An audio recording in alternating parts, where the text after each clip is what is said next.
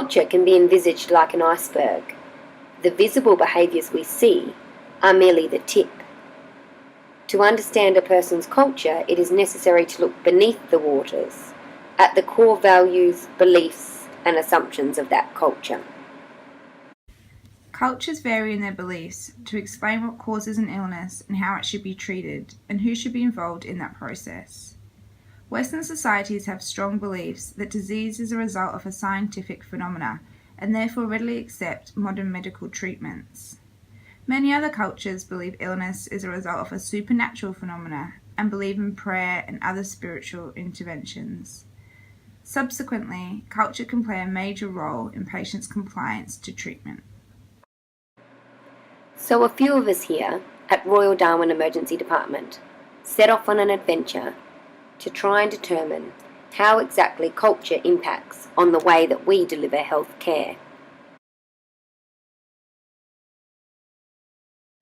I think mostly we cope well, or we think we cope well, because we don't often have the feedback to the contrary. So I think sometimes we are a little bit ignorant on how other cultures will perceive our management and our interaction with them, and in our framework it actually feels right to us, but maybe if you look at it from a different perspective, a different cultural perspective, it might not be that great.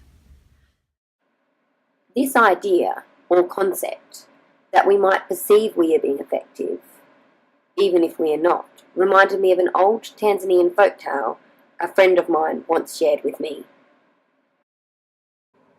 This folktale talks of a terrible flooding situation where all the animals had to escape to high land.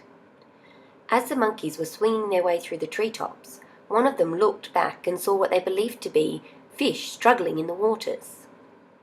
They desperately wanted to help, and so decided that the best way to rescue them was to pull them up out of the water and place them on dry land.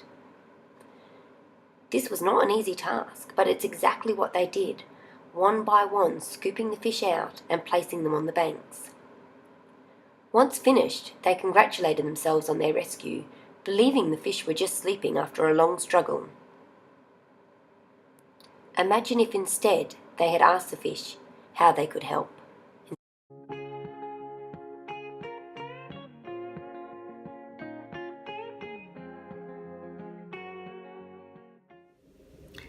The challenge is not knowing what will harm someone, not knowing what's going to make life more difficult for the patient or your colleague, and accidentally stumbling into that place. So that's my biggest fear, and that's the biggest challenge, is to find out how to help people without mistakenly upsetting or harming them. Or if you have wandered into that situation, how to regain trust or mend that relationship and help. So we hit the drawing board. We realised if we were going to discover a better way, we needed to understand the problems from our patient's perspective. Join us over the next few days as we discover how our patients from other cultures perceive the way we deliver their health care.